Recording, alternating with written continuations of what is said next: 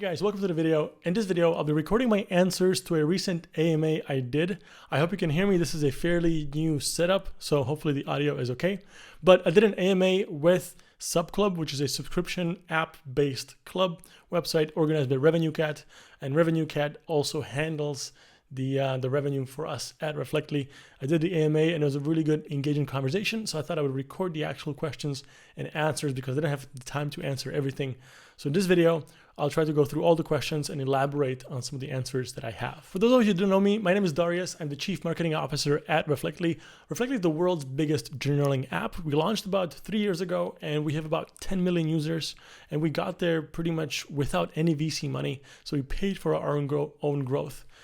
Currently, we're acquiring anywhere between 10 to 30,000 users a day.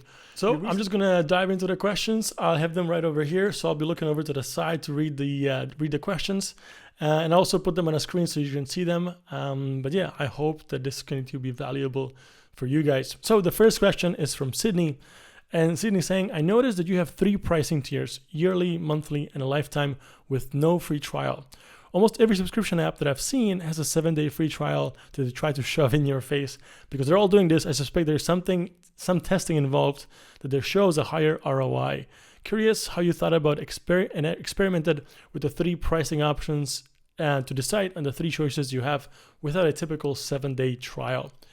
So the quick answer to that is that we did test everything and we're continuously testing everything. I don't think we found the sort of golden solution. We're very happy with our sort of onboarding system and the monetization as well. And we're happy with the way it's working, but we tried everything. I think we tested a lot of stuff. So that particular version that Sydney's talking about had no free trial. I can't comment on the specific ROI on any of these options because it's an ongoing test we do have, but sort of I think the obvious answer is like you should definitely test everything. We've seen that both a trial version and also a no trial version works well in some cases. So it's definitely possible. I think you should definitely try out what works the best for you. A lot of apps have the monthly, the annual, and also add a lifetime. And not many people will buy the lifetime, but it's sort of a comparison. You can sort of show the price for the lifetime, and it helps to sort of get the user to consider more the annual subscription. Because if you compare it with lifetime, annual actually looks like a pretty good deal. So it's more of a sort of a mental anchor that we put there to really compare the pricing to annual and make the annual more attractive. The second question from Sydney is, paid user acquisition these days is extremely competitive without raising venture capital and with longer and longer payback periods. With the norm given how competitive paid user acquisition is these days, how did you manage to get things off the ground? Ad creatives also aren't cheap. The nature of subscriptions is that you need some volume before you start seeing conversions. What strategy would you recommend for those who may be bootstrapping with lower user acquisition budgets? So that's a very good question. We actually, when we started off, we had pretty much no money. So we also bootstrapped from the beginning. We had a little bit of sort of ramen money, I would say, but it wasn't a huge effort. So we kind of paid for our own growth moving forward. And at the very beginning, what worked really, really well for us, and I've done talks on this strategy actually, we used micro-influencers at scale. So we didn't even have content creators. And in the early stages, just me and the CEO basically running all of our user acquisitions from the very beginning.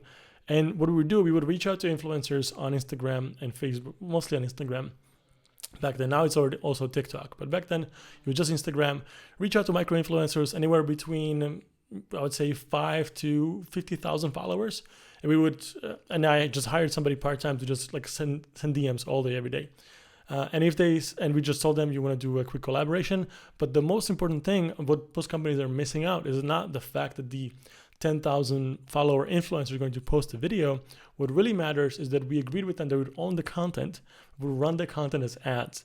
Now this was extremely valuable for us, and it was sort of the strategy that really got us to where we are now. It worked really, really well. I think most companies are missing that piece, is that sure, if somebody posts it to their followers, it's great, but the real value of the influencers is more of a content creation machine. So I thought about it in terms of, this is my content creation army versus my distribution army.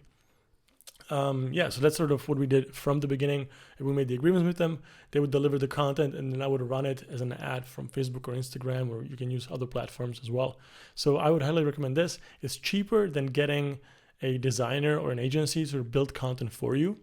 and it converts really, really well. I mean, if you think about it, it's sort of basic psychology where we like people that we trust, and then we buy from people that we like, and you can be hyper contextual. So if your target audience is a 25-year-old motorcycle loving dude in Texas, you can get a 25-year-old dude that owns a motorcycle in Texas, do the video for you. You'll run into that audience, and they're going to use the lingo and the words, and they're going to communicate in a way that your target audience wants to be communicated to. So these videos convert so much better than anything that I could create. And so many times they say things that are so good, like such a good copy that resonates so well. A lot of times I'll use whatever they say and use it as text ads, or you put it into our app title or whatever that might be in the description, because they really use keywords that I wouldn't come up with, but they really resonate with the target group. And the third question from Sydney is, your onboarding experience is incredible. I'd love to hear about the evolution experiments you've run. What have you tried, failed, and what worked? I mean, we've tested so much in the onboarding the last 2 years. I think there's been so many onboarding tests, which to me is incredible because our engineering team is super, super tiny. We have still only 3 full-time engineers on Reflectly, supporting 10 million users. And we're deploying to iOS, Android, and building on web. So I think that's really, really fascinating. So head down to the engineers. They're doing an amazing job. And we managed to test so much. I think sort of the main thing that's the main takeaway, but it's kind of a common knowledge at this point, I think, is that we really made sure that the onboarding experience wasn't like a tutorial you have to bear through. It wasn't like you have a couple of screens with long text you have to go through, because nobody actually reads this text. Nobody really wants tutorials. So once we sort of switched from the idea of building a tutorial into actually getting them to journal for the first time, our onboarding is basically guiding the user, holding them hand by hand through the actual experience. They're experiencing the value of the product as they are onboarding, and that's sort of the ultimate. But I think it's pretty common knowledge, and everybody talks about it. Maybe we just execute it very, very well. But again, this is a credit to all our engineers who have built and tested so much so far. So next question we have from Thomas BCN, and he has a couple of questions, but he describes a sort of a scenario. He sees the 3 stages of a startup or of an app. So he says the first stage where you're spending $0 to $1,000 in user acquisition. He said it's very hard phase. Your creative suck. It's not very optimized. Nothing is really working well. Then we have the second phase, which is $50,000 to $500,000 a month. That's the honeymoon phase, as he calls it. Everything is optimized. You get the creative, you get the talent. Everything is working well. And then there's the final stage of $300,000 to $600,000 a month. That's very hard because you're sort of hitting the glass ceiling of all these moments. So that's the scene he has painted for us. And then he's asking, I would imagine you've lived firsthand all 3 stages with Reflectly. I wanted to ask your perspective on each, especially which one has been different in your case versus what I'm describing. What is the one thing you do differently in the first 2 steps now that you've seen and passed them? So actually, from my perspective, the first stage is actually very, very easy. So Thomas is coming is pretty difficult, but from my opinion, when you're not spending much money at all, and there's so many low-hanging fruits, and I think it's fairly easy to get cheap users, especially at a small scale. Once you have to spend a lot of money, it gets expensive, but there's so many cheap users you can acquire and quality users if you're not spending a lot of money. Now, it is true that if you're at the very early stage, you probably don't have the skill to run big campaigns. You don't have the budget or the experience, but you can do, for example, search ads and UAC campaigns on Google for Android, and they work really, really well. And you can spend, a couple $100 a day, up to $1,000, I think, quite well. Most people sort of, I think, get stuck when they jump into Facebook and Instagram ads right away, because Facebook and Instagram, the Facebook Ads Manager is probably one of the most sort of sophisticated self-serve ad platforms, the most complicated. It's very, very powerful, but it's the most complicated one. If you don't have a lot of experience to jump in there, you can easily burn through a lot of money and not sort of get your money's worth. So I think for us, the first stage was actually quite easy because we also had an amazing product people loved. There was so much word of mouth. Like everything I do is sort of an easy thing because the product is amazing. People love it. So I just have to tell them about it. So I think in the first stage, I would definitely recommend to sort of do like the easy things, search ads for Apple, UAC for Google. If you have the budget or the skill and you want to learn, then you can move on to the Facebook ads, or in my opinion, right now, TikTok ads are incredibly powerful. From what I've seen, it's cheaper CPAs and CPIs, lower CPMs, and it's an easier platform to start. You don't have so many settings, so it's actually quite easy to do. So I recommend doing that. Then yeah, you have the 50 to 500,000 monthly honeymoon phase where everything is working well. And I think this is sort of the phase where also you start to optimize for purchases, not just installs. You start to get a bit more fancy. You can do some retargeting, and this works really well. And then there's the final stage where it gets difficult again. And at this point, you just got to go to all the channels that are possible, and you just sort of do also not just like the direct performance marketing, but you have to do some branding and maybe some big influencers that really sort of spread the word as much as possible. So Tom is asking me, what's the one thing I would do differently in the first two steps? Well, I think in the second step, where everything is honeymoon phase and it's just working well, you're acquiring users incredibly cheaply, I would just put more money in. Even though we spent a lot of money at that point, but obviously we made a lot of money, I would put in even more money.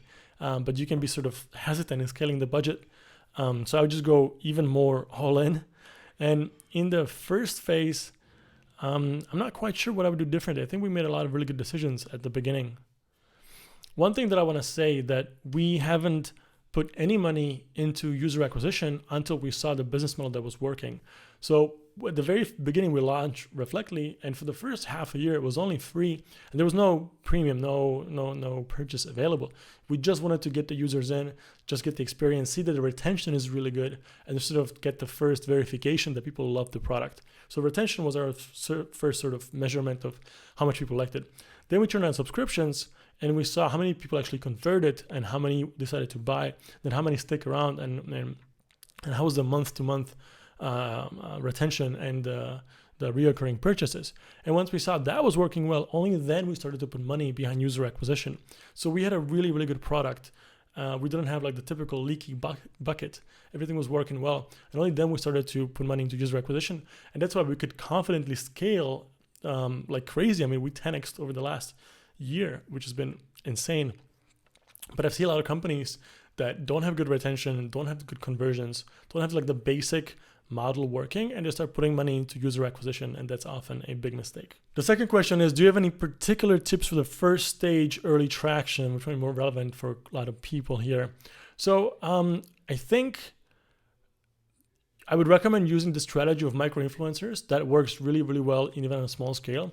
And if you are in target group yourself, you don't have to go out and get micro-influencer. You can do it yourself. Like I've tried this with side projects where I just record myself, selfie style video, talk about the app, and run it as an ad, and it just worked well. So because I was in the target audience. For Reflectly, I'm not in the target audience. That's why we do micro-influencers. But we know we did it at scale, so like hundreds of them. So I would definitely recommend trying that. Even on, you don't have to do hundreds. You could do whatever, 10. But it works really well for content generation machine that will convert well. The third question is, on the latter stage, what do you think will be the next toughest challenge for Reflectly now that you grew to this point? Not necessarily on the user acquisition side, but everything. So I think the biggest challenge for us is finding world-class talent. That's what we're looking for. We're still a tiny team, less than 10 full-time employees, but TechCrunch just wrote an article about us saying that we're the third most popular mental wellness app in the US, right after Calm and Headspace. So we're in that sort of category with Calm and Headspace, but we have 1/10 of their resources. And we really want to make sure that people who get on board are world-class, and everybody that is on board right now, I think they are world-class. And Reflectly is built in using Flutter, which is a new framework, and we don't have many experienced engineers in the world. So I think sort of a struggle is finding people that are really, really good and have experience using Flutter for the engineering team. And same goes for the marketing team to make sure that we have world-class people. Next question is, I started to check your content on TikTok, brilliant stuff. Thank you very much. What has been your experience on subscription conversions from TikTok? Or more specifically, did you manage to scale up paid ads to the 25-plus-year-old audience to meaningful levels? And then there's a second question. Do you manage to reuse creatives from stories from influencers that needs to be on TikTok? So I'll answer the second question first. Yes, at the beginning, you can just reuse your Instagram story content. It works well enough. There are some nuances to TikTok. So Once you spend money on it, you'll learn the platform. You can adjust the content. Now we do specific content only for TikTok, but the early stages, like if you spend a couple of $1,000s, definitely can reuse TikTok creatives. Then in terms of conversions on subscriptions, yes, TikTok, even though it is a young audience, but is growing very, very quickly. I already see it. TikTok is replacing Instagram as sort of the crown social media. Same what Instagram did to Facebook. It's happening right now. Already people don't realize how much has already happened actually. The audience is maturing, and our audience is quite young, so we're doing very, very well on TikTok. But I see other brands that are that have a much older audience also do really well. So I would recommend checking out TikTok. And right now, the algorithm is very much geared towards virality. So even opening an organic account and posting just on TikTok for your brand, necessarily through ads, is a really good idea. And also, I think TikTok is much smarter in terms of letting their creators monetize on the platform. So they created something called Creator Marketplace. It's official TikTok Creator Marketplace. And something what we just actually did with one of the big creators with a couple million followers, the creator can post a video and you as a brand can boost it from your TikTok ads manager. So it's still posted organically, but the video is a call to action to your website or wherever you want to be. And you can put as much money behind it as you want. So it appears very organic. I think it still says sponsored because legally it has to be, but it appears very, very organic. It comes from the creator, and you can put as much money behind it as you want. This is also a great way to get content for your ads that's very, very native on the platform. So I would definitely recommend checking that out. And then the final question is, I see you managed to find time to consult for other apps on the side. How do you manage to focus on both without losing sight on Reflectly trajectory? I've gotten from full-time to full-time work to full-time consulting, but I wonder, how do you organize, prioritize, and when in between? So yes, one, I have a performance coach, which helps me with some of this stuff a lot. I also actually have hired a person for me, not for Reflectly, but for me personally, that will just take a lot of my content and then help me with transcribe it and put it into other places. So for example, I created a course on TikTok, on Udemy, full disclosure. But this person I hired, she will transcribe all of the videos and put it into LinkedIn articles, put them in a blog post. She'll take out highlights and post it as YouTube or TikTok videos, for example. So having one person on my personal team helps me a lot. When I think about it, I hit record on the camera. It doesn't take that much time, and then it goes off to do. But I also think working with other apps, they're not competing, really helps to sort of sharpen my own toolbox and sort of understand how the market is moving and see what works in other cases. So I think it actually, I think it's good for employees to have side projects and do things on weekends that are relevant to the business but not competing, because I think it's a sign that you want to learn more and you want to do more. So when I look at, for example, engineers that have side projects, I think that's a fantastic thing. So yes, that's my time management. All right, here we have some more questions from Sydney. So he's asking, how much money do you put behind each creative to really test it on Facebook? You touched the hundreds of creatives you were testing. You actually have a lot of micro-influencer content like that. We can acquire directly from the influencers. We don't have a ton of budget though, so I'm curious if we really need a minimum spend to test, in which case a smaller budget company, it makes sense to test experiment between 3 to 4 versus 5 different assets. I also saw in your personal YouTube channel, your Facebook, that you talk about, that you threw up an example with $10 a day. I imagine you can't test a lot of creatives with that budget. So the basic question is, how much money do you have to spend on Facebook to test some of the creators with micro-influencers? So official Facebook recommendation is that you should have 8,000 impressions on a video, on a creative, before you can determine if the price is sort of stable. From my experience, after 2,000 to 3,000 impressions, the price will not vary a lot. So I think it's actually pretty quick to test creative. So I'll put up a video and from an influencer, for example, and after 2,000 or 3,000 impressions, I'll see whether that video is doing well. If it's above our normal sort of price per install or price per whatever we're testing, or below, and if it's too expensive after 3,000 impressions, I'll turn it off right away. So this is a way to test a lot of creatives without spending a lot of money. Yes, if you have $10 a day, you can't test a lot of creatives, but you can definitely start testing. You can start getting results. And if something works well, then you just can spend more money, but it doesn't really require that much. And I would say after 2,000 impressions, you already have enough data. Of course, it's not true at the very, very beginning. Like if you just started on Facebook, you haven't spent any money, you will have to spend a bit more money to sort of teach the algorithm about your product, your audience, and sort of go through the learning phase of you need 50 optimization events. But once you have that, it's actually quite simple. Second question, do you have influencers sign a contract signing over the rights to the video, or is it a note in the email? So this is not legal advice, but depending on the country where you're from and jurisdiction. But what we do most of the time is just have a verbal agreement written agreement over email, where explicitly say this video is going to be used for ads and I need your consent for that. And they're more than happy to do that. You said you don't give copy suggestions to the influencers. Do you give them any sort of guidance, like which features, highlights, video length, etc.? So I usually tell them that, I give them pointers on what you could say, but I don't tell them they have to say anything. I think, again, it's valuable if influencers use their own words, but sometimes I might say like, our users love the design, so you can show the design. Or people really resonate with the idea of self-dating, for example. So you can mention that, but it's sort of just more of like ideas for them, not guidelines or rules to follow.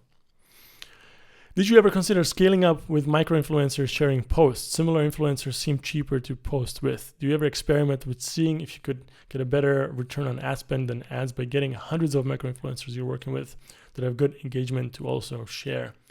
So it is actually something we're doing constantly. We're actually currently scaling also micro-influencers because we are getting good return on ad spend. Like with them posting it, it's okay, but they really don't get that many impressions that it matters. Like, especially at our scale where we're getting, tens of thousands of users a day. Even if we get micro-influencers like at scale, we don't see big improvement in terms of when they just post it. And I've done the tests where I tested just getting influencers to post or versus getting influencers to post and getting the content and running it as ads. But every time when I spend more money on ads, it just becomes better.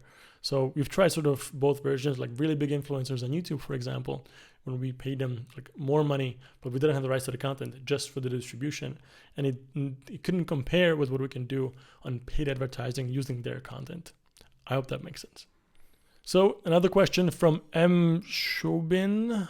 I'm sorry I'm mispronouncing the nickname probably. We met at a conference, so I remember you. But the question is, do you have an experience with launching and pre-order on the App Store? If so, could you describe your implementation, paid UI channels, key metrics, etc.? So I've never launched a pre-order campaign myself. I have seen very good launches do it well. So for example, there's a company called Jure, which is a competing journaling app. When they launched, they did a pre-order, and I think they did it really, really well. They drove traffic to the pre-order during I think there was a month just before the pre-order, so people could pre-install for a month. And I don't remember how many signups exactly they got during that time.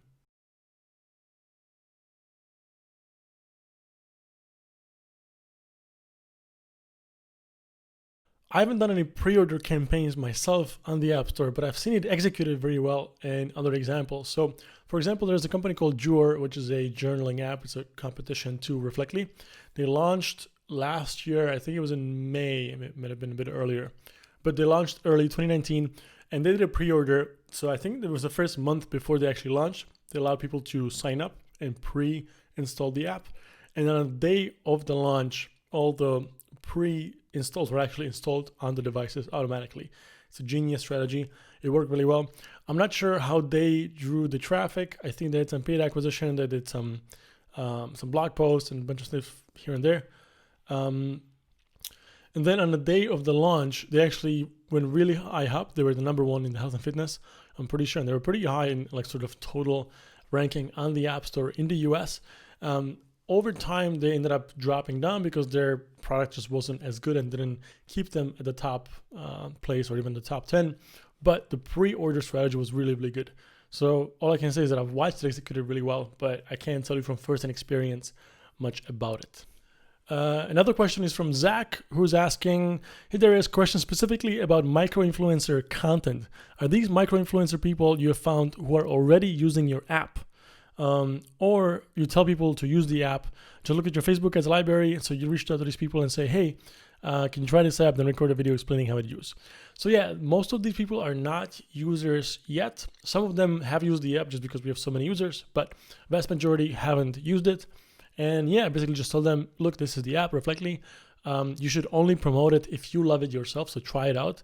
I usually give them a free subscription to the premium so they can really try all the features and show all the features to their audience. And yeah, I just tell them you should try it out. If you love it, let's work together. And I give them some time, a couple days or a couple weeks to like try